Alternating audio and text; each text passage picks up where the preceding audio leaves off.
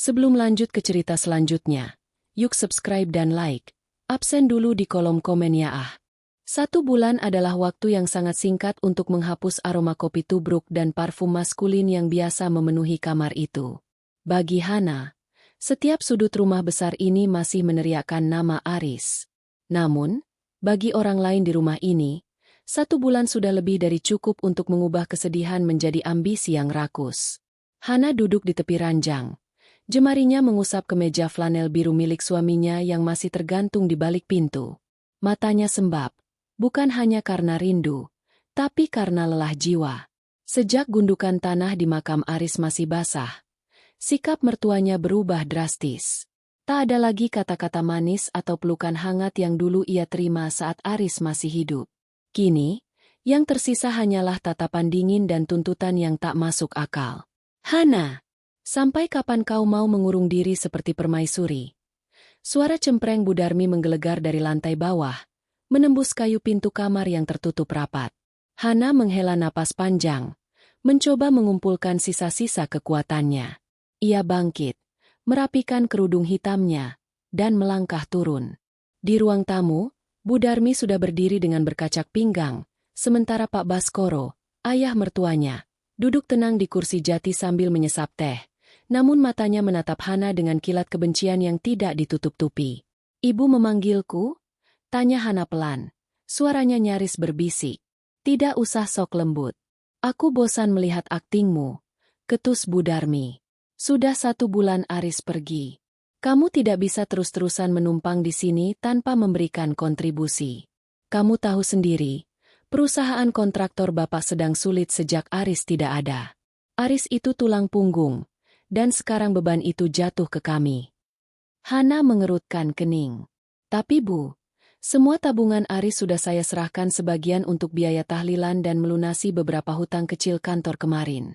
Saya hanya menyimpan sisa yang memang menjadi hak saya untuk bertahan hidup." Pak Baskoro meletakkan cangkir tehnya dengan dentingan keras ke atas meja. "Itu masalahnya, Hana. Aris itu anak kami. Darahnya darah kami. Jadi, apapun yang dia tinggalkan, termasuk buku tabungan pribadi dan asuransi jiwanya, adalah milik kami sebagai orang tuanya. Kamu itu hanya orang asing yang kebetulan dia nikahi." Dada Hana sesak. Bagaimana mungkin orang tua yang tampak begitu menyayangi anaknya saat hidup, kini memperlakukan peninggalan anaknya seperti harta karun yang harus dijarah? "Ayah, aku istrinya. Aku yang mendampingi Aris dari nol saat dia masih merintis lapangan. Kita sudah sepakat soal pembagian waris secara hukum." "Hukum? Jangan bicara soal hukum di rumah ini," bentak Bu Darmi sambil melangkah maju, telunjuknya hampir mengenai wajah Hana. "Kamu itu wanita sialan. Kalau bukan karena kamu yang mengajak Aris pergi malam itu untuk merayakan ulang tahun pernikahanmu yang tidak penting itu, dia tidak akan kecelakaan. Kamu yang membunuhnya secara tidak langsung dengan keinginan-keinginan manjamu." Kata-kata itu menghujam jantung Hana lebih dalam daripada belati manapun. Itu adalah luka yang paling basah dalam dirinya. Malam kecelakaan itu, mereka memang sedang dalam perjalanan pulang setelah makan malam. Sebuah truk remblong menghantam sisi pengemudi. Aris melindunginya, menggunakan tubuhnya sendiri sebagai tameng sehingga Hana hanya mengalami luka lecet. Sementara Aris meregang nyawa di tempat. "Ibu, itu kecelakaan. Aku juga hancur karena kehilangan dia." Isak Hana pecah. "Halah, air mata buaya." Bu Darmi mendengus jijik. "Dengar ya, Hana. Aku berikan waktu sampai besok. Serahkan buku tabungan Aris yang berisi uang asuransi itu. Atau kamu harus angkat kaki dari sini.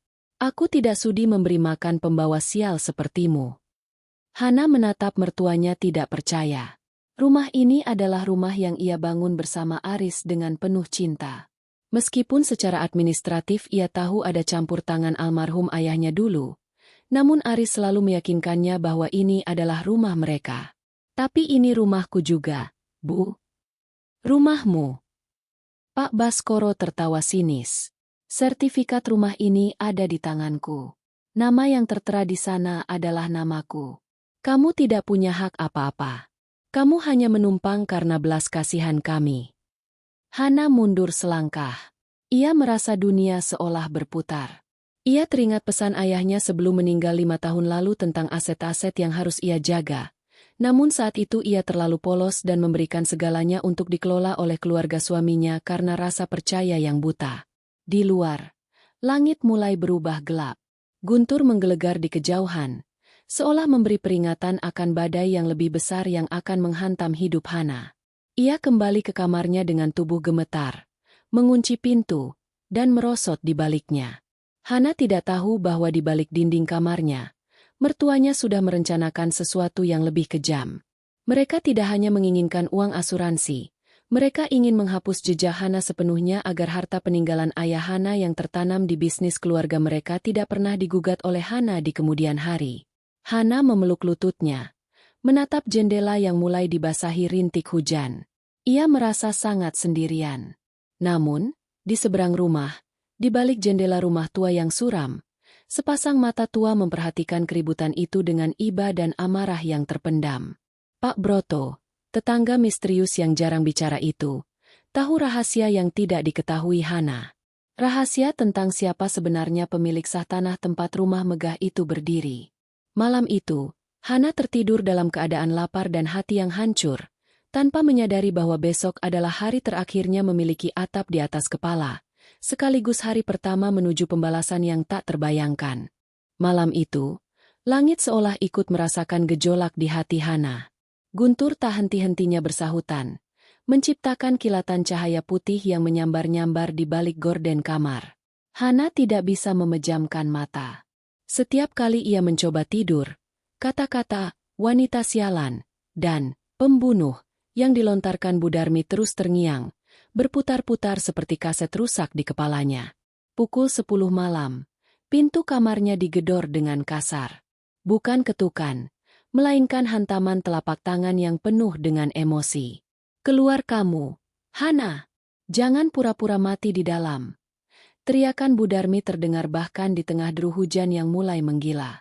Hana bangkit dengan jantung berdebar kencang. Ia membuka pintu dan mendapati mertuanya sudah berdiri di sana. Bu Darmi tidak sendiri. Pak Baskoro berdiri di belakangnya dengan tangan bersedekap. Wajahnya sedingin es. Di tangan Bu Darmi, terdapat sebuah tas kain kecil yang Hana kenali sebagai tas tempat ia menyimpan dokumen-dokumen penting, termasuk buku tabungan asuransi Aris. "Ibu, apa yang ibu lakukan dengan tasku?" Suara Hana bergetar. "Mencari apa yang seharusnya jadi milik kami." Bu Darmi melempar tas itu ke lantai hingga isinya berhamburan. "Mana kunci kotak brankas kecil di lemari itu? Aku tahu Aris menyimpan perhiasan mas kawin dan sertifikat deposito di sana. Berikan kuncinya." Hana menggeleng kuat-kuat. Air mata mulai menggenang. "Itu mas kawin saya, Bu. Itu hak pribadi saya sesuai agama dan hukum. Saya tidak akan memberikannya. Uang asuransi itu pun untuk masa depan saya karena saya tidak punya siapa-siapa lagi." Wajah Bu Darmi memerah. Urat-urat di lehernya menonjol. "Masa depan?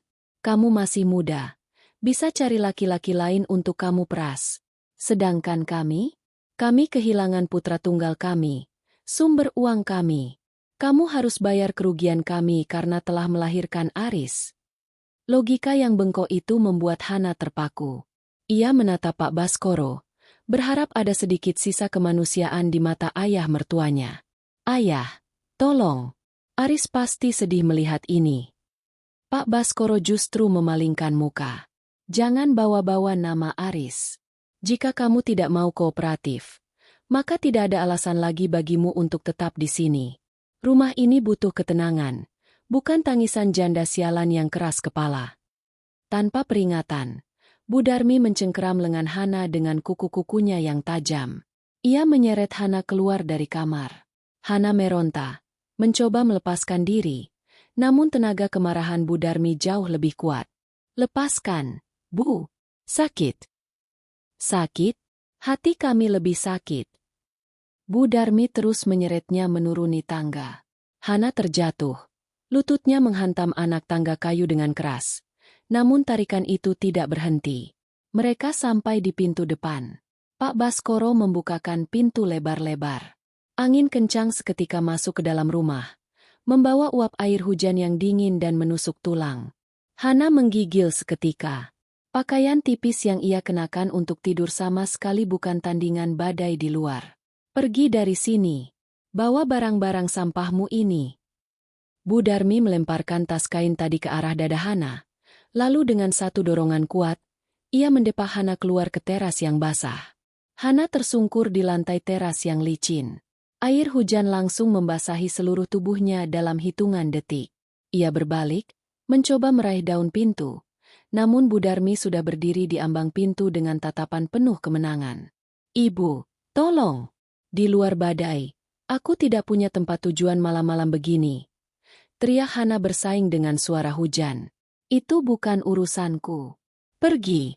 Semoga kau tak menggigil dasar wanita sialan. Kalau perlu, mati saja menyusul Aris agar beban bumi berkurang." Brak!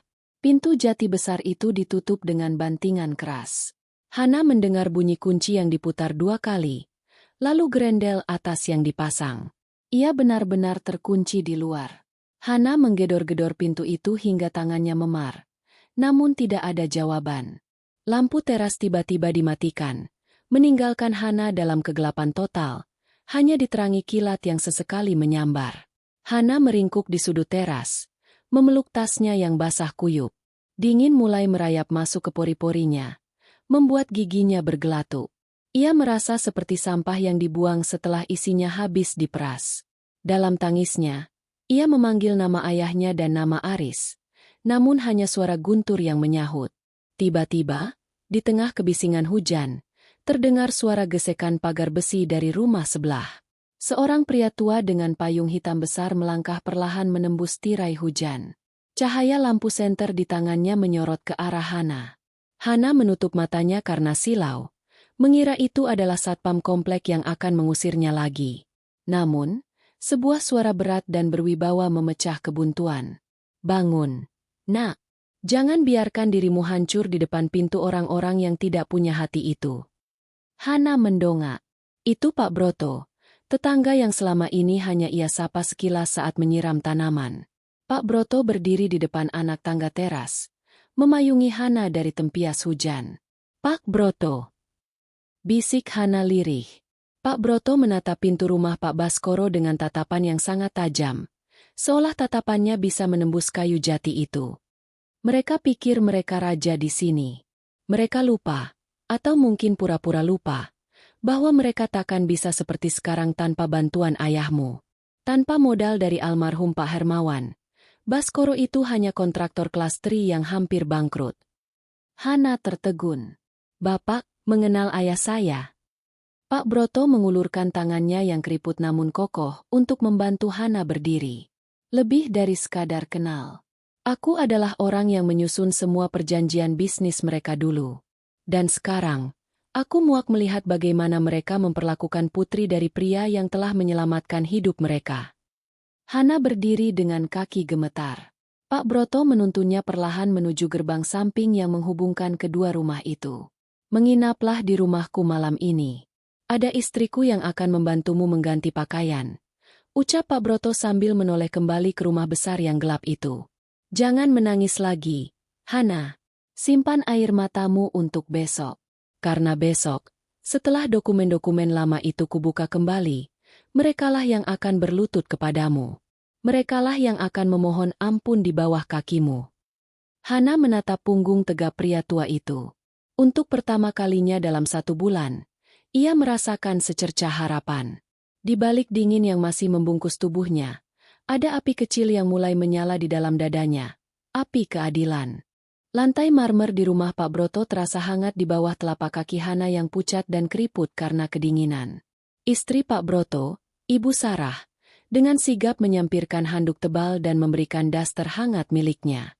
Hana masih sedikit gemetar, bukan hanya karena sisa dingin dari hujan badai di luar, tetapi karena keterkejutan atas apa yang baru saja terjadi. Di ruang tengah yang dipenuhi rak buku tua dan aroma kayu cendana, Pak Broto duduk di kursi kerjanya. Di hadapannya, sebuah koper kulit berwarna coklat tua yang sudah mengelupas di beberapa bagian terletak di atas meja. "Minumlah ini, Hana," ujar Ibu Sarah sambil meletakkan segelas teh jahe panas. Tenangkan dirimu. Di sini kamu aman. Baskoro dan Darmi tidak akan berani melangkah masuk rumah ini tanpa izinku. Hana menyesap teh itu, merasakan kehangatan menjalar ke tenggorokannya. Terima kasih, Bu, Pak. Saya tidak tahu harus kemana lagi jika Bapak tidak keluar tadi. Saya tidak menyangka mereka sekejam itu. Pak Broto melepas kacamata bacanya. Matanya yang tua namun tajam menatap Hana dengan penuh empati. Keserakahan seringkali menghapus ingatan manusia. Hana, mereka melihatmu sebagai beban, karena jika kamu tidak ada, mereka pikir mereka bisa memiliki segalanya secara penuh. Tapi mereka lupa satu hal. Fondasi rumah dan bisnis mereka dibangun di atas keringat ayahmu, Pak Hermawan. Hana meletakkan gelasnya. Bapak tadi menyebut nama ayah. Apa benar Bapak adalah pengacara ayah dulu? Ayah hanya bilang beliau punya teman kepercayaan yang mengurus semua urusan hukum, tapi ayah tidak pernah menyebutkan namanya secara spesifik. Pak Broto tersenyum tipis, sebuah senyum yang menyimpan ribuan rahasia. Namaku memang sengaja disembunyikan dari dokumen publik untuk melindungi aset-aset rahasia ayahmu. Hermawan adalah orang yang sangat teliti. Dia tahu Baskoro, ayah mertuamu itu, memiliki sifat yang rakus sejak muda. Namun, karena saat itu mereka adalah sahabat karib, ayahmu tetap membantunya. Pak Broto membuka koper coklat itu. Bunyi klik dari kunci besi koper tersebut terdengar seperti pembuka kotak Pandora. Ia mengeluarkan sebuah map biru yang terbungkus plastik kedap air. Dengar baik-baik, Hana, kata Pak Broto dengan nada serius. 20 tahun yang lalu, perusahaan Baskoro nyaris gulung tikar karena kasus korupsi internal. Ayahmu memberikan suntikan dana yang sangat besar. Namun, ayahmu tidak memberikannya sebagai hibah. Dia memberikan dana itu dalam bentuk saham tersembunyi sebesar 60%. Hana terbelalak. 60%? Tapi selama ini Aris bilang ayah hanya membantu sebagai konsultan. Itu yang Baskoro katakan kepada Aris, dan mungkin itu juga yang Baskoro percayai setelah sekian lama berbohong pada dirinya sendiri. Lanjut Pak Broto sembari menyodorkan selembar kertas tua yang sudah menguning namun tanda tangannya masih jelas. Bukan hanya perusahaan. Tanah tempat rumah yang kamu tinggali sekarang, rumah yang baru saja mengunci pintunya untukmu, adalah tanah milik keluarga Hermawan. Hana membaca dokumen itu dengan tangan gemetar. Nama ayahnya, Hermawan, tertera sebagai pemilik sah lahan tersebut. Di bawahnya, ada surat perjanjian sewa guna bangunan yang telah kedaluarsa 2 tahun lalu. Artinya, Hana terbata. Secara hukum, mereka menumpang di tanah saya. Tepat. Pak Broto mengangguk tegas. 2 tahun lalu, seharusnya ada pembaruan kontrak atau pengembalian aset. Namun, karena saat itu hubunganmu dengan Aris sedang sangat bahagia, dan ayahmu sudah tiada, aku memilih untuk diam dan mengamati. Aku ingin melihat apakah Baskoro akan jujur padamu. Ternyata, dia malah memalsukan surat kepemilikan tanah itu untuk menjamin pinjaman bank. Hana merasa seolah ada petir yang menyambar di dalam kepalanya. Mereka memalsukan dokumen. Iya, dan itu adalah tindak pidana berat. Suara Pak Broto memberat. Mereka telah menzalimimu, mengusirmu seperti anjing di tengah badai. Padahal kamu adalah pemilik sah dari tanah yang mereka injak dan pemegang saham mayoritas dari perusahaan yang mereka banggakan. Hana menunduk. Air mata kemarahan mulai menggantikan air mata kesedihan. Ia teringat bagaimana Bu Darmi memaki-makinya sebagai pembawa sial dan wanita yang hanya menumpang. Padahal, selama ini mertuanya lah yang memakan hasil keringat ayahnya. Apa yang harus saya lakukan, Pak? Tanya Hana. Suaranya kini tidak lagi bergetar karena takut, melainkan karena tekad yang mulai membaja. Pak Broto menyandarkan punggungnya ke kursi. Malam ini, tidurlah yang nyenyak. Biarkan mereka merasa menang untuk beberapa jam ke depan.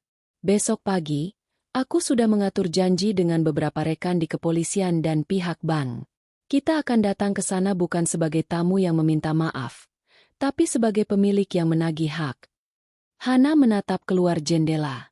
Hujan mulai mereda, menyisakan suara tetesan air dari atap. Di seberang sana, rumah besar mertuanya tampak gelap dan angkuh. Hana mengepalkan tangannya. Saya ingin mereka merasakan apa yang saya rasakan, Pak, bisik Hana. Bukan karena dendam, tapi agar mereka tahu bahwa kebenaran tidak bisa dikubur selamanya. Mereka akan merasakannya, Hana. Jawab Pak Broto tenang. Besok, aku sendiri yang akan memastikan bahwa lutut mereka gemetar saat melihat siapa yang sebenarnya berdiri di depan pintu itu. Istirahatlah. Besok adalah hari baru untukmu, dan hari kiamat bagi kesombongan mereka. Ibu Sarah kemudian menuntun Hana menuju kamar tamu yang nyaman. Sebelum menutup mata, Hana menatap tas kecilnya yang basah. Di dalamnya, ada foto Aris yang masih tersenyum. Aris, batin Hana. Maafkan aku jika besok aku harus menghancurkan orang tuamu. Tapi mereka telah membuangku, dan aku harus membela kehormatan ayah. Malam itu, untuk pertama kalinya sejak kematian Aris, Hana tidak menangis sampai tertidur. Ia memimpikan fajar yang cerah, di mana badai telah benar-benar berlalu, meninggalkan tanah yang bersih dari parasit yang selama ini menghisap hidupnya.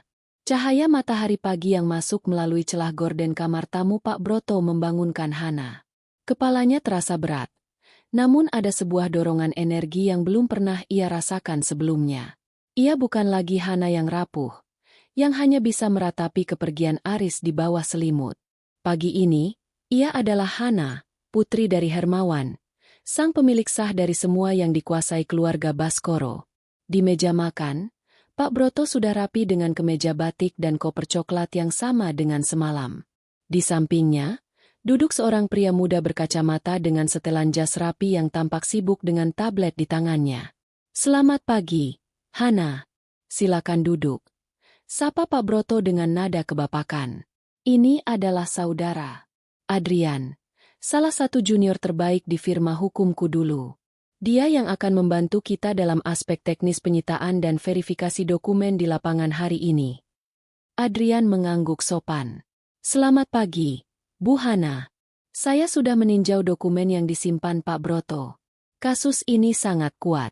Tindakan mertua Anda bukan hanya pelanggaran perdata terkait sengketa aset, tapi sudah masuk ke ranah pidana, pemalsuan dokumen otentik dan pengusiran paksa yang disertai kekerasan verbal. Hana duduk. Tangannya menggenggam cangkir teh hangat yang disediakan Ibu Sarah. Apa yang akan kita lakukan pertama kali, Pak? Pak Broto menyesap kopinya sebelum menjawab. Kita tidak akan langsung menyerang dengan polisi. Kita akan memberikan mereka kesempatan untuk menunjukkan wajah asli mereka di depan publik. Pagi ini, Baskoro memiliki janji temu dengan pihak bank di rumah itu untuk membicarakan agunan tambahan bagi proyek barunya. Mereka berencana menjaminkan sertifikat rumah yang sebenarnya palsu itu. Hana terkejut. Mereka benar-benar nekat.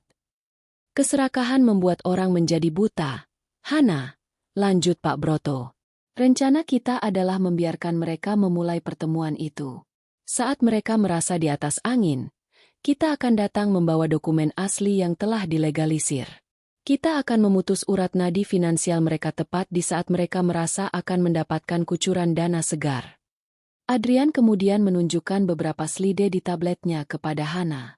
Ini adalah struktur kepemilikan PT Baskoro Konstruksi. Sejak ayah Anda memberikan modal, ada klausul bahwa jika terjadi pemindah tanganan saham tanpa persetujuan ahli waris Hermawan, maka seluruh aset perusahaan akan kembali ke pihak pertama, yaitu Anda. Dengan kata lain, jika mereka berani mengusir Anda, mereka secara otomatis memicu klausul pengambil alihan perusahaan. Hana mendengarkan dengan saksama. Setiap penjelasan Adrian bagaikan kepingan puzzle yang menyatu, membentuk gambaran besar betapa bodohnya mertuanya selama ini. Mereka pikir Hana adalah beban yang menghalangi kekayaan. Padahal Hana adalah satu-satunya alasan mengapa kekayaan itu masih bisa mereka nikmati. Aku ingin semua ini dilakukan secara terbuka, Pak Broto, ujar Hana dengan suara tenang namun tegas. Aku ingin tetangga melihat. Bukan karena aku ingin pamer, tapi karena semalam mereka mengusirku di depan mata orang banyak, menghinaku sebagai pembawa sial. Aku ingin mereka tahu siapa yang sebenarnya memberi mereka makan selama ini. Pak Broto tersenyum puas. Itu semangat yang bagus. Kita akan berangkat pukul 10 pagi. Adrian sudah berkoordinasi dengan notaris dan pihak kepolisian sektor untuk mendampingi sebagai saksi pengamanan agar tidak terjadi kerusuhan. Sisa pagi itu digunakan Hana untuk bersiap. Ibu Sarah meminjamkan sebuah setelan blazer berwarna abu-abu tua yang terlihat elegan dan profesional.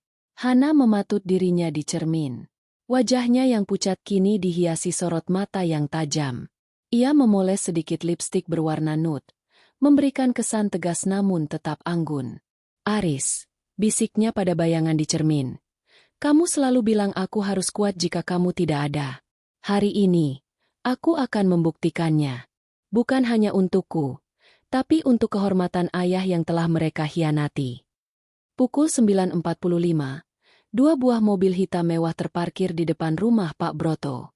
Satu mobil berisi Adrian dan asistennya, sementara mobil lainnya dinaiki oleh Pak Broto dan Hana.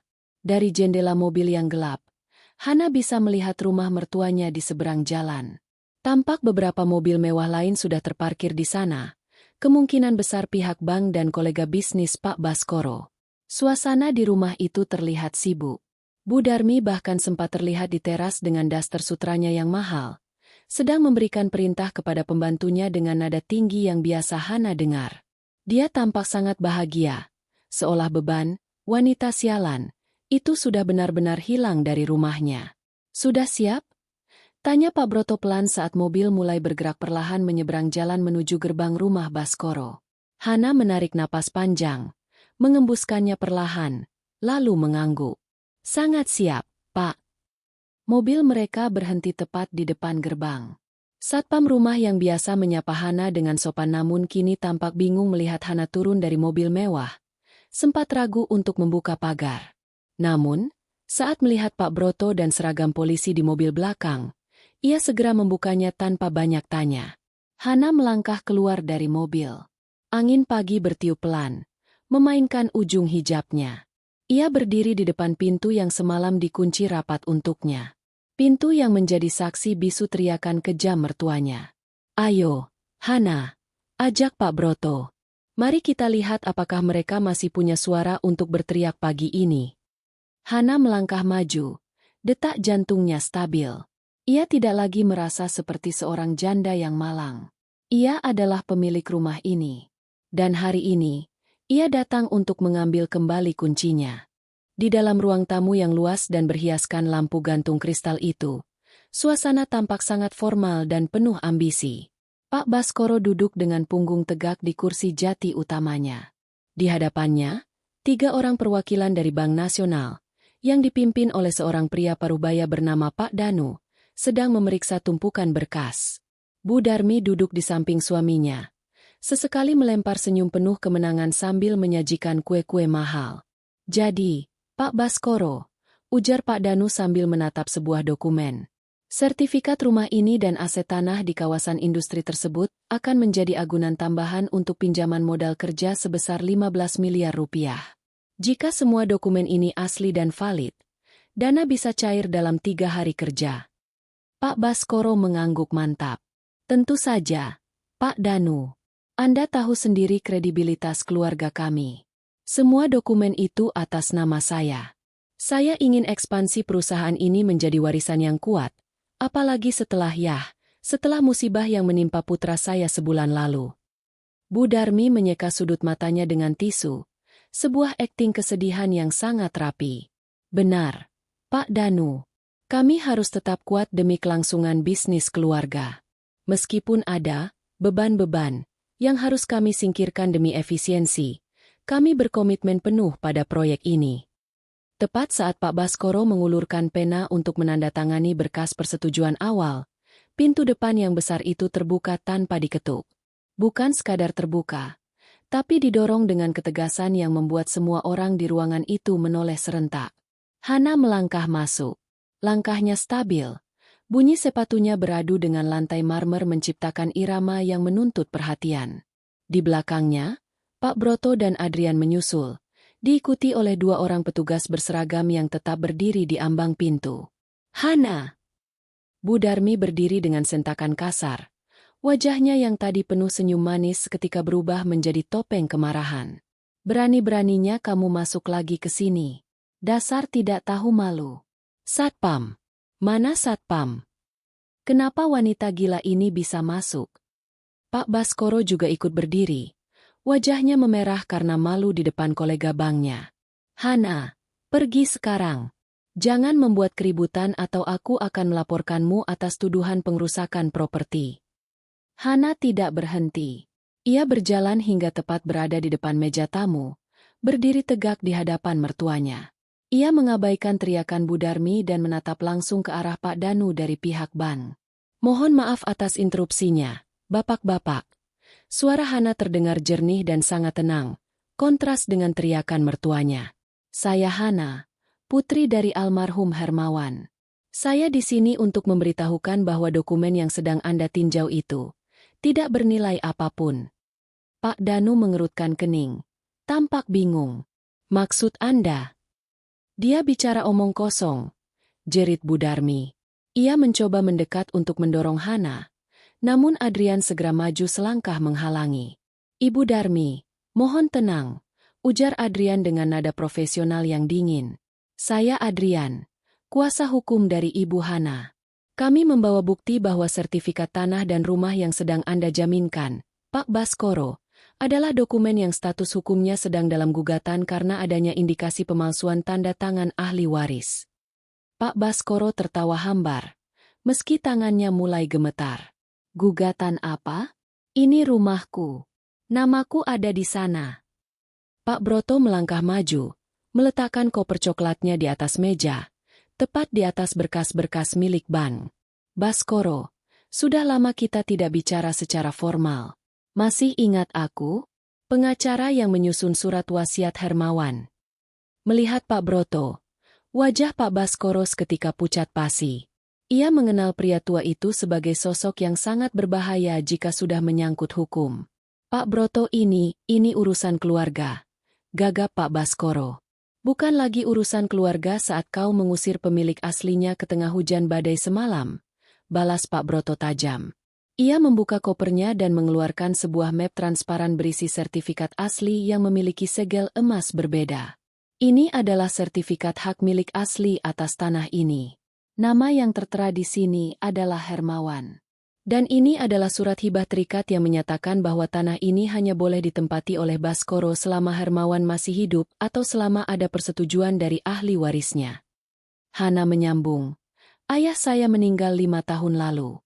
Dan semalam, persetujuan saya sebagai ahli waris telah resmi saya cabut saat Anda mengusir saya dan menghina almarhum ayah saya.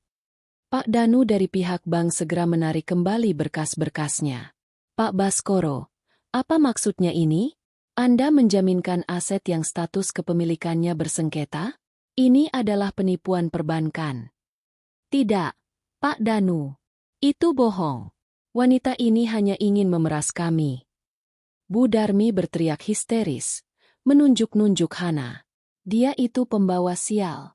Dia membunuh anakku dan sekarang ingin mengambil rumahku. Cukup, Bu Darmi.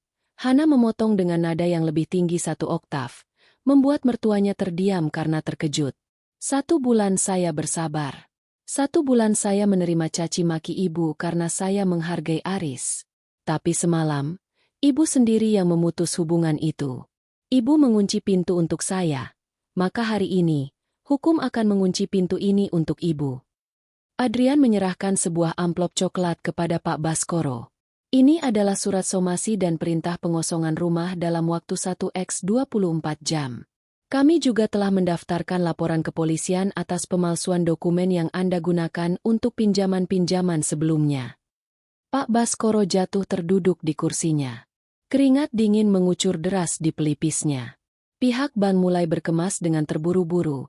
Tidak ingin terlibat dalam kemelut hukum yang tampak sangat valid ini. Oh, dan satu hal lagi. Tambah Hana sambil menatap Bu Darmi yang kini tampak lemas. Perusahaan kontraktor yang Bapak banggakan? Pak Broto telah mengaktifkan klausul pengalihan saham mayoritas pagi ini. Secara teknis, Bapak bukan lagi direktur utama. Bapak hanya karyawan di perusahaan milik ayah saya yang sekarang adalah milik saya. Ruang tamu yang tadinya penuh dengan aura kesombongan kini berubah menjadi sunyi yang mencekam. Bu Darmi menatap berkeliling, melihat para tetangga yang mulai mengintip dari balik pagar, menyaksikan kehancuran mereka secara perlahan. Hana berbalik, tidak ingin melihat lebih lama lagi wajah-wajah yang selama ini menghisap hidupnya. Saya beri waktu sampai besok pagi. Jika masih ada barang kalian di sini, saya akan meminta petugas untuk membuangnya ke jalanan, sama seperti ibu membuang saya semalam. Saat Hana melangkah keluar menuju teras, ia merasa beban berat di pundaknya luruh satu persatu. Ia menatap langit yang cerah, merasa bahwa Aris di sana mungkin sedih, tapi juga lega karena kebenaran akhirnya menemukan jalannya. Hana berdiri di teras rumah yang luas itu, menghirup udara pagi yang terasa jauh lebih bersih dibandingkan semalam. Di belakangnya, suara isak tangis histeris Bu Darmi mulai terdengar, bersahutan dengan suara berat Pak Baskoro yang mencoba bernegosiasi dengan Adrian dan Pak Broto, meski suaranya terdengar pecah dan putus asa. Kalian tidak bisa melakukan ini. Kami sudah tinggal di sini selama puluhan tahun. Raung Bu Darmi dari dalam. Hana tidak menoleh. Ia berjalan perlahan menuju pagar depan. Di sana, kerumunan tetangga mulai terbentuk. Berita tentang kedatangan polisi dan pihak bank ke rumah keluarga Baskoro menyebar lebih cepat daripada api di padang ilalang. Para ibu rumah tangga yang sedang berbelanja sayur, satpam komplek, hingga beberapa pemilik rumah mewah di blok itu berdiri dengan raut wajah penuh tanya. Di antara kerumunan itu, Hana melihat Bu RT dan beberapa warga yang semalam mungkin mendengar teriakan pengusirannya. Mereka menatap Hana dengan pandangan yang sulit diartikan, campuran antara kasihan, terkejut, dan segan melihat Hana yang kini tampak begitu berwibawa dengan setelan berkelas. "Mbak Hana, ada apa ini sebenarnya?" tanya Bu RT ragu-ragu. "Kami tadi lihat Pak Baskoro sampai pucat sekali." Hana tersenyum tipis. Sebuah senyum yang sopan namun mengandung ketegasan. "Hanya masalah administrasi yang tertunda, Bu RT. Ternyata rumah ini memiliki sejarah kepemilikan yang perlu diluruskan kembali setelah kepergian Aris." Tiba-tiba, Bu Darmi berlari keluar dari pintu depan. Rambutnya yang biasanya tersanggul rapi kini tampak berantakan. Ia tidak lagi peduli pada harga dirinya. Melihat kerumunan tetangga, ia justru mencoba mencari simpati dengan cara yang paling rendah. "Tolong! Tolong lihat wanita ini!" teriak Bu Darmi sambil menunjuk Hana. Dia benar-benar tidak tahu balas budi. Baru sebulan Aris meninggal, dia sudah membawa orang-orang ini untuk mengusir kami, orang tua suaminya sendiri. Dia ingin menguasai rumah ini sendirian. Kerumunan warga mulai berbisik-bisik. Beberapa tampak terpengaruh oleh sandiwara Bu Darmi. Pak Baskoro menyusul keluar. Wajahnya tampak kuyu, mencoba mendukung narasi istrinya. "Hana, kalau kamu mau rumah ini, kita bisa bicarakan baik-baik. Tapi jangan mempermalukan kami di depan tetangga seperti ini. Kami ini orang tuamu." Hana menarik napas panjang. Ia sudah menduga ini akan terjadi. Sebelum fitnah itu berkembang liar, ia menoleh ke arah Pak Broto yang baru saja keluar dari rumah.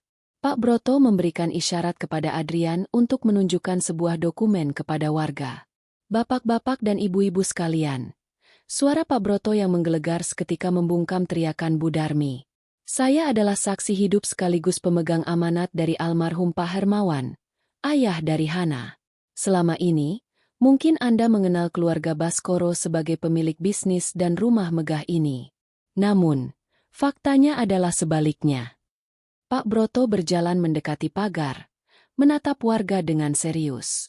Selama puluhan tahun, Pak Baskoro menumpang di atas aset milik keluarga Hana. Dan yang paling menyedihkan, semalam, saat hujan badai yang sangat hebat, mereka mengusir Hana, pemilik sah rumah ini, ke jalanan tanpa membawa apapun selain pakaian di badan. Mereka menyebutnya pembawa sial di depan rumah yang sebenarnya diberikan oleh ayahnya kepada mereka. Suasana mendadak hening. Pandangan warga yang tadinya penuh selidik kepada Hana, kini beralih menjadi tatapan jijik kepada Bu Darmi dan Pak Baskoro. Di lingkungan elit seperti ini, isu, menumpang aset, dan tidak tahu budi, adalah aib yang jauh lebih besar daripada kemiskinan itu sendiri. "Astaga, jadi yang semalam teriak-teriak itu Bu Darmi mengusir Hana?" bisik seorang ibu di barisan depan. "Padahal hujannya deras sekali. Saya sampai ngeri dengarnya." Iya, saya dengar sendiri dia bilang, mati saja menyusul Aris, timpal warga lainnya. Wajah Bu Darmi berubah dari merah menjadi pucat pasi. Ia menyadari bahwa senjatanya telah berbalik arah. Ia mencoba mencari pembelaan dari para tetangga yang biasanya sering ia ajak arisan atau pamer tas baru. Bu RT, Anda tahu saya, kan? Saya tidak mungkin. Bu RT mundur selangkah, melipat tangan di dada. Maaf, Bu Darmi. Kalau soal rumah dan aset, itu urusan hukum. Tapi kalau soal mengusir menantu di tengah badai sebulan setelah suaminya meninggal, saya rasa itu bukan perilaku yang bisa kami maklumi sebagai tetangga. Satu persatu warga mulai memalingkan muka. Pak Baskoro tertunduk lesu. Ia tahu reputasinya di lingkungan ini sudah hancur total. Mereka bukan lagi keluarga terpandang. Mereka hanyalah sepasang penipu yang baru saja ketahuan. Hana melangkah mendekati mertuanya. Ibu bilang aku pembawa sial, kan? Mungkin benar. Sial bagi kalian. Karena mulai detik ini, kemudahan yang kalian nikmati dengan mencuri hak orang lain telah berakhir. Hana menyerahkan kunci cadangan yang diberikan Pak Broto kepadanya kepada Satpam komplek yang ada di sana. Pak Satpam, tolong bantu awasi. Besok pagi jika rumah ini belum kosong, silakan hubungi pihak berwajib yang tadi sudah saya siapkan di depan. Baik, Bu Hana. Jawab Satpam itu dengan nada yang sangat hormat. Jauh lebih hormat daripada saat ia menyapa Pak Baskoro tadi. Hana berjalan kembali ke mobilnya tanpa menoleh lagi. Ia melihat Bu Darmi jatuh terduduk di lantai teras yang dulu sangat ia banggakan. Menangis meraung-raung karena malu dan kehilangan segalanya. Pak Baskoro hanya bisa berdiri mematung, menatap kosong ke arah koper-koper yang mulai dikeluarkan oleh asisten Adrian dari dalam rumah. Di dalam mobil, Hana memejamkan mata sejenak. Kemenangan ini terasa pahit, namun adil. Kita ke kantor sekarang, Bu Hana. Tanya Adrian. Ada beberapa dokumen kepemilikan perusahaan yang perlu Anda tanda tangani agar operasional tetap berjalan tanpa gangguan dari Pak Baskoro. Iya. Jawab Hana mantap. Mari kita selesaikan semuanya. Aku ingin memastikan tidak ada satu celah pun bagi mereka untuk merampas apa yang menjadi milik ayah lagi. Mobil bergerak meninggalkan halaman rumah itu. Dari kaca spion, Hana melihat mertuanya tampak semakin kecil, berdiri di depan rumah megah yang kini bukan lagi milik mereka. Besok, mereka akan tahu bagaimana rasanya mencari tempat berteduh di dunia yang luas ini, tanpa dukungan harta yang selama ini mereka curi. Gedung berlantai 5 dengan papan nama, Baskoro Construction Development, itu tampak gagah di bawah terik matahari siang. Namun, bagi Hana, gedung itu adalah monumen kebohongan. Selama bertahun-tahun, ia percaya bahwa suaminya dan mertuanya adalah arsitek dari kesuksesan ini. Ia tidak pernah menyangka bahwa pondasi bangunan ini adalah pengkhianatan terhadap ayahnya. Mobil hitam yang membawa Hana berhenti tepat di lobi utama. Adrian turun lebih dulu, membukakan pintu untuk Hana dengan sikap hormat yang membuat para staf di lobi saling berbisik. Mereka mengenali Hana sebagai istri Aris, namun penampilan Hana hari ini, dengan blazer abu-abu dan sorot mata tajam, sangat berbeda dari sosok Hana yang biasanya datang hanya untuk mengantar makan siang atau menjemput suaminya. Ibu Hana, ada yang bisa saya bantu? Pak Baskoro sedang tidak ada di kantor. Sapa seorang resepsionis dengan nada ragu. Hana berhenti di depan meja resepsionis, memberikan senyum tipis yang tidak mencapai mata. Saya tahu dia tidak ada. Dan mulai hari ini, dia tidak perlu kembali lagi ke sini. Resepsionis itu melongo. Sebelum ia sempat bertanya lebih lanjut, Adrian meletakkan sebuah dokumen berkekuatan hukum di atas meja. Saya Adrian dari kantor hukum yang mewakili pemegang saham mayoritas. Segera panggil seluruh jajaran manajer ke ruang rapat utama dalam 10 menit. Ibu Hana Hermawan akan mengambil alih kepemimpinan efektif mulai detik ini. Kegemparan melanda kantor. Suara langkah kaki yang terburu-buru dan bisik-bisik rahasia memenuhi koridor saat Hana berjalan menuju ruang rapat di lantai paling atas. Ruangan itu luas, dengan jendela kaca besar yang menghadap ke arah kota. Ruangan yang selama ini menjadi tempat Pak Baskoro merasa seperti raja. 10 menit kemudian, 7 orang manajer divisi duduk dengan wajah tegang. Di kursi utama, yang biasanya diduduki Pak Baskoro dengan angkuh, kini duduk Hana. Di sampingnya, Pak Broto bertindak sebagai penasihat senior. Mungkin kalian bingung dengan apa yang terjadi. Hana memulai pembicaraan. Suaranya tidak keras, namun memiliki otoritas yang membuat ruangan itu mendadak sunyi. Selama ini, perusahaan ini beroperasi di bawah nama Baskoro. Namun, secara legalitas modal dan sejarah pembentukannya, 60% saham perusahaan ini adalah milik keluarga Hermawan. Hana memberikan isyarat kepada Adrian untuk membagikan salinan dokumen pengalihan hak. Karena adanya pelanggaran kontrak serius dan indikasi penggelapan aset yang dilakukan oleh saudara Baskoro, saya sebagai ahli waris tunggal Hermawan mengambil alih posisi direktur utama. Saya sudah menonaktifkan semua akses perbankan dan otoritas tanda tangan Pak Baskoro per jam 10 pagi tadi. Salah satu manajer, Pak Seto dari bagian keuangan, tampak berkeringat dingin. Tapi Bu, Pak Baskoro baru saja mengajukan pencairan dana proyek besar di Subang. Jika aksesnya ditutup, proyek itu bisa mangkrak. Proyek Subang. Hana menaikkan sebelah alisnya. Proyek yang menggunakan material di bawah standar namun ditagihkan dengan harga premium ke klien? Saya sudah melihat sekilas laporannya di mobil tadi. Pak Seto terdiam. Wajahnya pucat pasi. Mulai sekarang, lanjut Hana, semua aliran dana akan diaudit oleh tim independen yang dibawa oleh Pak Broto. Jika ada di antara kalian yang membantu Pak Baskoro melakukan kecurangan selama ini, saya sarankan kalian bicara jujur sekarang sebelum tim audit menemukannya. Saya akan mempertimbangkan untuk tidak menuntut kalian secara pidana jika kalian kooperatif. Ancaman halus itu bekerja seperti sihir. Satu persatu para manajer mulai menunduk, menyadari bahwa kapal yang mereka tumpangi selama ini telah berganti nahoda. Setelah rapat bubar, Hana meminta waktu sendiri di ruangan tersebut. Ia duduk di kursi besar itu, menatap meja yang penuh dengan foto-foto keluarga Baskoro. Ada foto Aris di sana, tersenyum lebar. Hana mengambil foto itu. Jemarinya mengusap kaca bingkainya. Aris, seandainya kamu tahu apa yang dilakukan ayahmu di belakangmu, bisiknya lirih. Tiba-tiba, pintu ruangan terbuka dengan kasar. Pak Baskoro masuk dengan napas terengah-engah. Wajahnya merah padam karena amarah dan malu. Di belakangnya, beberapa staf keamanan mencoba menahan. Namun Hana memberi isyarat agar mereka membiarkannya masuk. "Kau! Berani-beraninya kau!" teriak Pak Baskoro sambil memukul meja kerja. "Kau ingin merampas rumahku, dan sekarang kau ingin merampas perusahaanku? Kau itu cuma janda.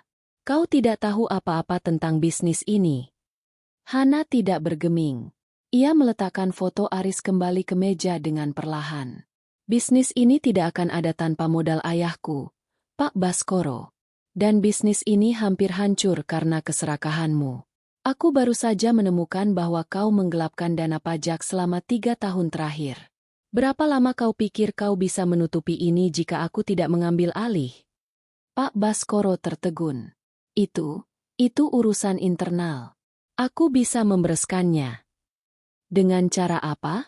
"Memalsukan dokumen lagi seperti yang kau lakukan pada sertifikat rumah." Hana bangkit dari kursinya, berjalan mendekati mertuanya.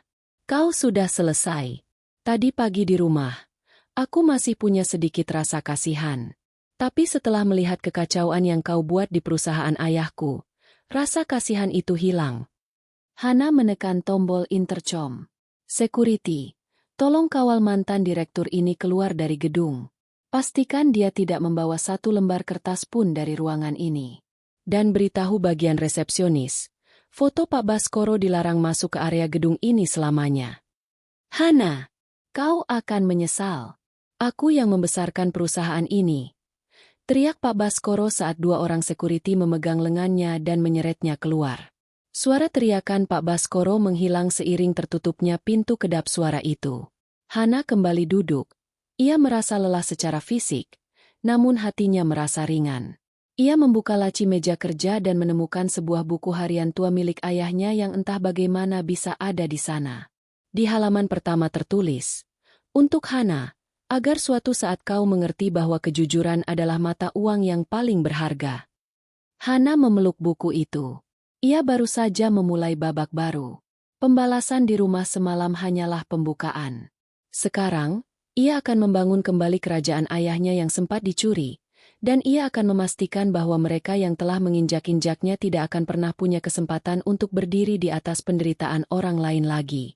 Sore itu, kantor sudah mulai sepi, namun ruang kerja utama masih benderang. Hana duduk dikelilingi tumpukan berkas audit yang baru saja diserahkan oleh tim independen Pak Broto. Di sofa sudut ruangan, Pak Broto sendiri sedang menyesap kopi hitam. Matanya yang tua tampak menyimpan keprihatinan yang mendalam. "Hana," panggil Pak Broto pelan. "Ada sesuatu yang ditemukan tim audit di brankas tersembunyi milik Baskoro. Ini bukan sekadar soal pajak atau korupsi material." Hana mendongak dari tumpukan kertas. "Apa itu, Pak? Apakah ada hutang lain yang belum terdeteksi?" Pak Broto bangkit, berjalan mendekati meja Hana, dan meletakkan sebuah map hitam yang tampak berbeda. Ini adalah dokumen klaim asuransi kendaraan dan laporan teknis dari bengkel resmi terkait mobil yang dikendarai Aris pada malam kecelakaan itu. Jantung Hana berdegup kencang. Luka itu masih basah. Mengingat malam naas itu selalu membuatnya sesak napas. Laporan teknis? Bukankah itu kecelakaan murni karena truk yang remnya blong? "Truk itu memang bersalah," ujar Pak Broto dengan nada yang sangat hati-hati. Namun, laporan dari tim asuransi yang sempat ditahan oleh Baskoro menyatakan bahwa sistem pengereman darurat dan kantung udara di sisi pengemudi pada mobil Aris tidak berfungsi. Ada indikasi bahwa sensornya sengaja dinonaktifkan atau tidak pernah diperbaiki meskipun sudah ada peringatan kerusakan sebulan sebelumnya. Hana merasa aliran darahnya membeku. "Maksud Bapak?"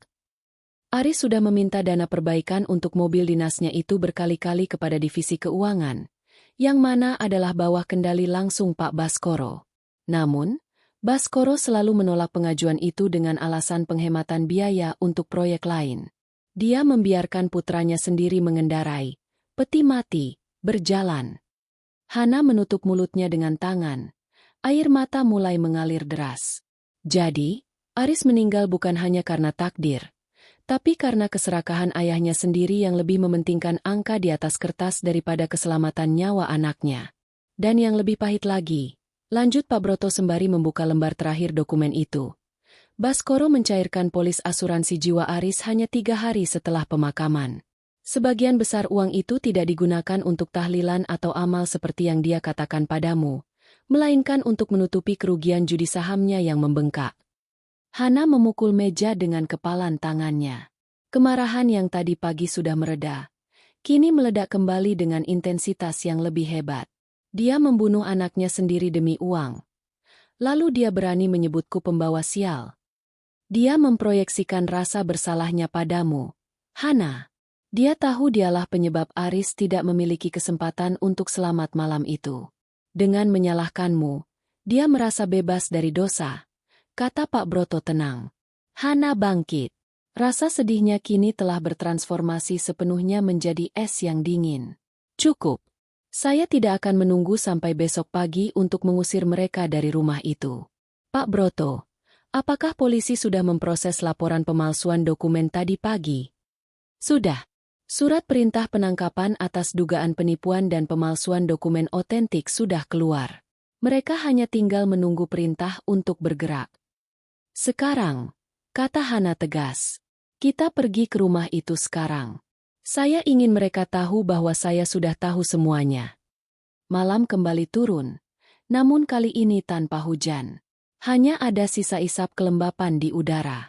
Hana sampai di depan gerbang rumah megah itu tepat saat Pak Baskoro dan Bu Darmi sedang memasukkan beberapa koper ke dalam taksi online. Mereka tampak kuyu, kehilangan sinar keangkuhannya. Melihat mobil Hana datang bersama mobil polisi di belakangnya, Bu Darmi langsung berteriak histeris. "Apalagi yang kau inginkan, Hana?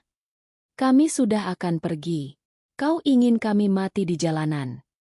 Hana turun dari mobil, melangkah perlahan menuju pasangan suami istri itu. Ia menyerahkan lembaran laporan teknis mobil Aris ke depan wajah Pak Baskoro. "Hanya ingin mengembalikan ini, Ayah," ucap Hana dengan penekanan pedas pada kata, "Ayah."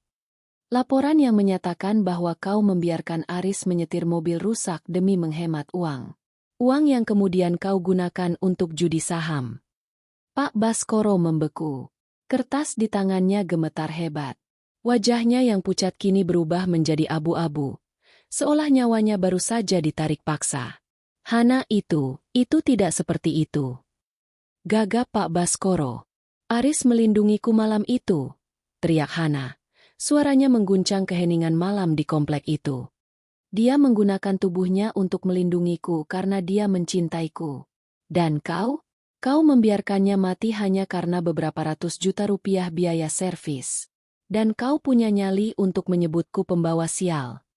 Para tetangga yang sedang berada di luar rumah kembali berkerumun, mendengar pengakuan yang mengerikan itu. Bu Darmi menatap suaminya dengan tatapan tak percaya. Bapak, apa benar yang dikatakan Hana? Uang asuransi Aris. Diam kau, Darmi. Bentak Pak Baskoro putus asa. Jangan bentak dia, potong Hana. Kalian berdua sama saja. Yang satu serakah, yang satu buta oleh kesombongan. Polisi, silakan. Dua petugas polisi maju dan langsung memborgol tangan Pak Baskoro. Bu Darmi menjerit histeris, mencoba menarik suaminya. Namun ia malah tersungkur di aspal. Baskoro, Anda ditahan atas dugaan pemalsuan dokumen, penipuan perbankan, dan penggelapan aset, ujar petugas itu dengan tegas. Saat Pak Baskoro diseret menuju mobil polisi, ia menoleh ke arah Hana. Untuk pertama kalinya, ada ketakutan yang murni di matanya. Namun, Hana tidak lagi merasakan apapun. Tidak ada kasihan, tidak ada dendam yang meluap, hanya kekosongan yang adil. Hana menatap Bu Darmi yang menangis meraung-raung di atas aspal, dikelilingi oleh koper-kopernya yang malang. Semalam ibu bilang, semoga aku tidak menggigil di bawah hujan. Malam ini, ibu tidak akan menggigil karena hujan, tapi ibu akan menggigil karena kenyataan bahwa ibu tidak punya siapa-siapa lagi. Hana berbalik dan masuk ke dalam rumah. Rumah yang kini sunyi, namun bersih dari parasit. Ia menutup pintu jati besar itu, dan kali ini, dialah yang memegang kuncinya dari dalam. 3 bulan kemudian, suasana di pengadilan negeri tampak lebih tegang dari biasanya. Ruang sidang utama penuh sesak oleh wartawan dan mantan rekan bisnis yang ingin melihat akhir dari skandal besar keluarga Baskoro. Hana duduk di barisan depan, mengenakan pakaian hitam yang elegan namun bersahaja. Di sampingnya, Pak Broto dan Adrian memberikan kekuatan moral yang konstan. Di kursi pesakitan, Pak Baskoro tampak seperti mayat hidup. Rambutnya memutih sepenuhnya dalam hitungan bulan, kulitnya menggelambir, dan matanya cekung. Di barisan kursi penonton, Bu Darmi duduk meringkuk. Tak ada lagi daster sutra atau perhiasan emas yang menempel di tubuhnya. Ia kini hanya mengenakan pakaian lusuh yang ia bawa dari rumah kontrakan sempit di pinggiran kota. Agenda sidang hari ini adalah pembacaan putusan sekaligus pengembalian aset secara resmi. Namun, ada satu agenda tambahan yang diminta Hana, mediasi terakhir di ruang tertutup sebelum vonis dijatuhkan. Di ruang mediasi yang dingin, Hana duduk berhadapan dengan mertuanya. Pak Baskoro diborgol, dijaga ketat oleh 2 petugas. Bu Darmi diizinkan masuk untuk mendampingi suaminya. Hana! Suara Bu Darmi parau, nyaris habis karena terlalu banyak menangis selama berbulan-bulan. Tolong, cabut laporannya. Bapak sudah tua. Dia tidak akan selamat di penjara. Kami sudah tidak punya apa-apa lagi. Rumah sudah kau ambil. Perusahaan sudah kau kuasai. Kami tinggal di gang sempit yang banjir setiap kali hujan. Tidakkah itu cukup untuk membalas dendammu? Hana menatap mertuanya dengan tenang. Ini bukan soal dendam, Bu. Ini soal keadilan bagi ayah saya dan bagi Aris.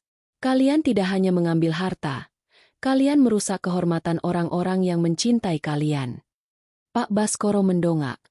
Air mata jatuh dari matanya yang keruh. Aku salah, Hana. Aku sangat salah. Keserakahan membutakanku. Aku pikir dengan uang asuransi itu aku bisa menyelamatkan perusahaan dan tidak ada yang akan tahu. Aku tidak menyangka. Aku tidak bermaksud membunuh putraku sendiri. Tapi Anda membiarkannya terjadi, potong Hana tajam. Anda membiarkan Aris pergi dengan maut yang sudah mengintai di mesin mobilnya hanya karena Anda ingin berjudi di pasar saham. Dan setelah dia pergi, Anda membuang istrinya ke jalanan saat hujan badai. Mendengar kata-kata, hujan badai, tubuh Bu Darmi gemetar hebat. Ingatan tentang malam itu kini menjadi mimpi buruk yang menghantuinya setiap kali ia mencoba memejamkan mata. Ia teringat bagaimana ia berteriak memaki Hana sebagai wanita sialan. Kini, kutukan itu seolah kembali padanya. Hana, aku mohon. Bu Darmi tiba-tiba merosot dari kursinya. Ia berlutut di lantai yang dingin, tepat di depan kaki Hana. Tangannya yang gemetar mencoba meraih ujung rok Hana.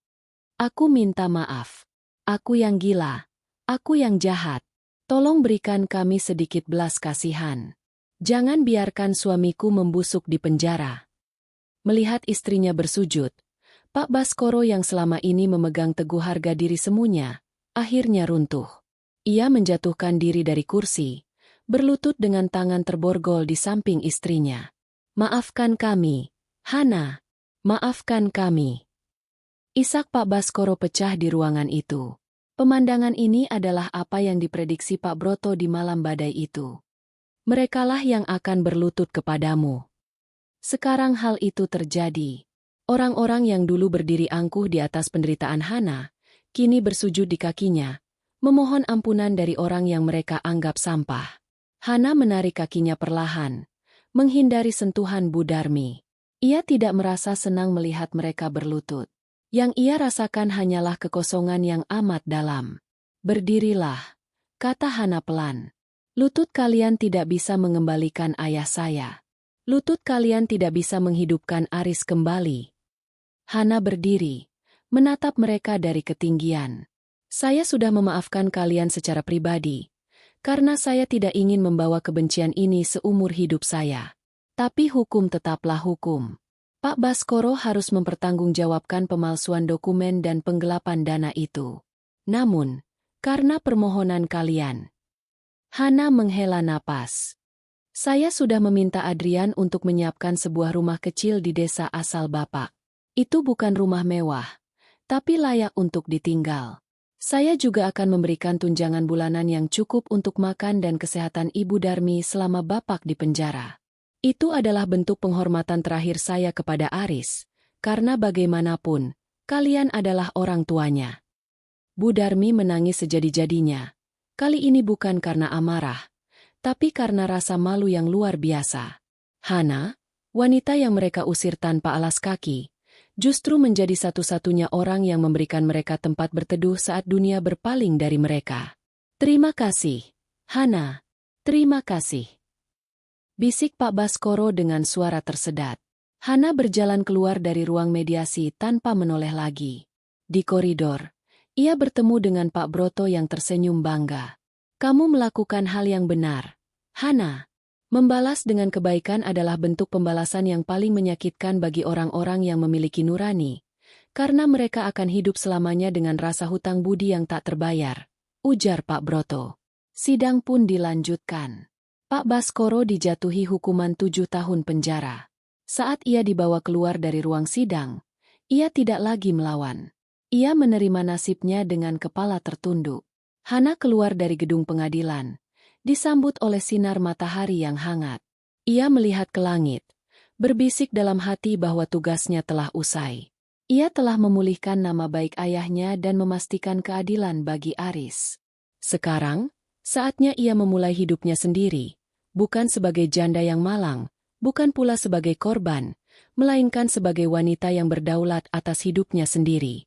Setahun telah berlalu sejak ketukan palu hakim mengakhiri drama keluarga yang menghancurkan sekaligus membangun kembali jati diri Hana. Pagi ini, udara di kebun belakang rumah peninggalan ayahnya terasa begitu sejuk. Hana tidak lagi tinggal di rumah megah yang penuh kenangan pahit itu. Ia telah menjualnya dan menyumbangkan sebagian besar hasilnya untuk membangun yayasan pendidikan bagi anak-anak yatim. Sebuah bentuk penghormatan bagi Aris yang selalu ingin menjadi guru namun terpaksa masuk ke dunia bisnis demi ayahnya. Hana kini tinggal di sebuah rumah bergaya minimalis namun asri di pinggiran kota, tak jauh dari kantor pusat perusahaan yang kini telah ia ganti namanya menjadi Hermawan Group. Perusahaan itu telah pulih sepenuhnya. Dengan kepemimpinan Hana yang empatik namun tegas, budaya kerja di sana berubah total. Tak ada lagi manipulasi angka atau penindasan terhadap karyawan kecil. Di meja teras, Hana sedang menyesap teh melati sambil membaca laporan tahunan yayasannya. Penampilannya jauh lebih tenang. Garis-garis kesedihan di wajahnya telah memudar, digantikan oleh aura kedewasaan yang anggun. "Ibu Hana, ada tamu di depan," sapa seorang asisten rumah tangga dengan sopan. Hana mendongak. "Siapa?" "Ibu Darmi." Hana tertegun sejenak. Jantungnya berdesir sedikit. Namun bukan karena rasa takut atau amarah. Ia meletakkan cangkir tehnya dan menarik napas panjang. "Bawa dia ke sini." Beberapa saat kemudian, Bu Darmi muncul. Perubahannya sangat drastis. Ia mengenakan gamis sederhana berwarna coklat tanah dan kerudung instan. Wajahnya yang dulu selalu tertutup riasan tebal kini tampak polos dan menunjukkan tanda-tanda penuaan yang jujur. Tak ada lagi kilat kesombongan di matanya. Yang tersisa hanyalah kerendah hatian yang tulus. "Hana," sapa Bu Darmi lirih. Ia berdiri agak jauh, seolah merasa tak pantas untuk mendekat. "Silakan duduk, Bu." Hana menunjuk kursi di depannya. Bu Darmi duduk dengan canggung. Ia meletakkan sebuah bungkusan kecil di meja. "Ibu membawa keripik pisang buatan sendiri dari desa.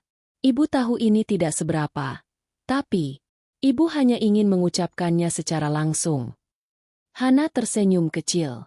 "Terima kasih, Bu. Bagaimana kabar Bapak di sana?" "Bapakmu maksudku, Pak Baskoro, dia sehat. Dia menjadi imam di masjid penjara sekarang. Dia bilang, hidup di dalam sana justru membuatnya merasa lebih bebas karena tidak lagi dikejar-kejar oleh kebohongannya sendiri. Dia menitipkan salam dan permohonan maaf yang tak putus-putus untukmu." Hana mengangguk pelan. "Sampaikan padanya. Saya sudah lama melepaskan beban itu. Saya harap Bapak terus konsisten dengan jalan barunya." Bu Darmi menunduk. Air mata menetes di pipinya yang mulai berkeriput. "Hana, setiap malam saat hujan turun, Ibu selalu teringat malam itu. Ibu teringat bagaimana Ibu meneriakimu dan mengunci pintu. Dan setiap kali itu juga, Ibu merasa sangat kecil karena kaulah yang sekarang memberi Ibu tempat tinggal dan biaya makan. Kenapa kamu begitu baik, Hana? Setelah semua yang kami lakukan." Hana menatap ke arah taman, di mana bunga-bunga krisan sedang mekar dengan indahnya. "Karena jika saya membalas dengan kebencian, maka saya tidak ada bedanya dengan kalian di masa lalu. Saya ingin Aris bangga melihat saya. Dan saya ingin ayah saya tahu bahwa didikannya tentang kasih sayang tidak pernah sia-sia." Mereka berbicara cukup lama pagi itu, bukan sebagai mertua dan menantu yang saling bermusuhan, melainkan sebagai dua manusia yang telah melewati badai dan sedang mencoba untuk sembuh. Saat Bu Darmi berpamitan, ia sempat memeluk Hana dengan erat. Sebuah pelukan yang terasa tulus, tanpa ada agenda tersembunyi. Setelah kepergian Bu Darmi, sebuah mobil sedan perak masuk ke halaman rumah. Pak Broto turun dari mobil, namun kali ini ia tidak sendirian. Ia ditemani oleh Adrian yang tampak lebih santai dengan kemeja kasualnya. "Hana, sudah siap?" tanya Pak Broto dengan semangat. "Hari ini adalah peresmian gedung sekolah baru di yayasanmu. Anak-anak sudah menunggu." Hana tersenyum lebar. "Tentu saja, Pak. Mari." Saat mereka berjalan menuju mobil, Adrian berjalan di samping Hana. "Saya dengar Anda menolak tawaran akuisisi dari perusahaan asing itu semalam." "Iya, Adrian," jawab Hana mantap. "Perusahaan ini adalah amanah ayah. Saya tidak akan menjualnya hanya demi angka. Saya ingin perusahaan ini tetap menjadi milik bangsa dan bermanfaat bagi banyak orang." Adrian menatap Hana dengan kekaguman yang tak bisa disembunyikan. Selama setahun mendampingi Hana dalam kasus-kasus hukumnya, ia telah melihat transformasi luar biasa dari seorang wanita yang hancur menjadi pemimpin yang visioner. Ada getaran rasa yang mulai tumbuh, namun ia menyimpannya dengan sangat hormat. "Anda benar-benar luar biasa, Hana," bisik Adrian. Hana menoleh, menatap Adrian dengan sorot mata yang hangat namun penuh arti. Kita semua luar biasa jika kita berani menghadapi badai kita sendiri, Adrian. Mobil pun melaju meninggalkan rumah itu. Hana menatap keluar jendela, melihat jalanan yang dulu pernah ia lalui dengan air mata saat diusir mertuanya. Sekarang, jalanan yang sama membawanya menuju masa depan yang cerah. Badai telah benar-benar berlalu. Guntur dan kilat semalam telah berganti dengan sinar fajar yang menjanjikan harapan baru. Hana bukan lagi wanita sialan yang menggigil di bawah hujan. Ia adalah matahari bagi banyak orang di sekelilingnya. Dan di suatu tempat di atas sana, ia tahu Aris dan ayahnya sedang tersenyum, melihat bagaimana bunga yang dulu mereka jaga, kini telah tumbuh menjadi pohon yang kokoh dan memberikan keteduhan bagi siapapun yang datang berteduh. Tamat.